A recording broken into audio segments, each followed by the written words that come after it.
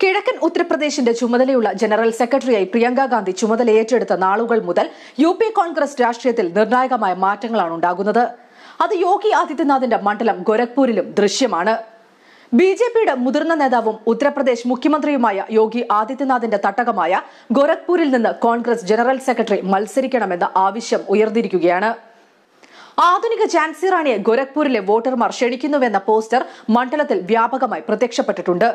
1998നും 2017നും ഇടയ്ക്ക് 4 തവണ യോഗി ആദിത്യനാഥ് ഈ മണ്ഡലത്തിൽ നിന്ന് മത്സരിച്ച് ജയിച്ചിട്ടുണ്ട്. യോഗി ആദിത്യനാഥ് മുഖ്യമന്ത്രിയായ ഒഴിവിൽ ഉപതെരഞ്ഞെടുപ്പ് നടന്നപ്പോൾ ബി.ജെ.പി തോറ്റകാര്യവും പോസ്റ്ററിൽ ചൂണ്ടിക്കാട്ടുന്നുണ്ട്. വെള്ളക്കുതിരപ്പുറത്ത് പ്രിയങ്ക പടവാളുമേന്തി ഇരിക്കുന്നതടക്കമുള്ള ചിത്രവുമായാണ് പോസ്റ്ററുകൾ പതിപ്പിച്ചിരിക്കുന്നത്. കോൺഗ്രസ് ജില്ലാ ഘടകത്തിനും പ്രിയങ്ക ഗോരഖ്പൂരിൽ മത്സരിക്കുന്നതിനോട് യോജിപ്പാണ്.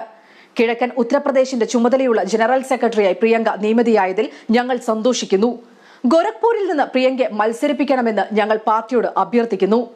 കോൺഗ്രസ് ജില്ലാ ജനറൽ സെക്രട്ടറി അൻവർ ഹുസൈൻ പറഞ്ഞു. നേരത്തെ പ്രധാനമന്ത്രിയുടെ മണ്ഡലമായ വാരണാസിയിൽ നിന്ന് പ്രിയങ്ക ഗാന്ധിയെ മത്സരിപ്പിക്കണമെന്ന് ആവശ്യം ഉയർന്നിരുന്നു.